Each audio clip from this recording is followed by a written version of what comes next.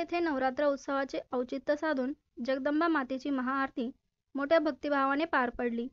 या महाआरतीचे सौभाग्य डॉक्टर चंद्रशेखर क्षत्रिय व डॉक्टर दीपाली क्षत्रिय यांच्या हस्ते लाभले। परिसरातील असंख्य भाविकांच्या उपस्थितीत वातावरण जय अंबेच्या गजराने दुमदुमले।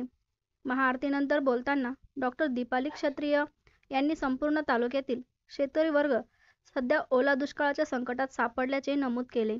शेतकऱ्यांना या संकटातून सावरण्याची ताकद मिळावी व सर्वांच्या मनोकामना पूर्ण व्हाव्यात अशी मनपूर्वक प्रार्थना त्यांनी देवीचरणी केली।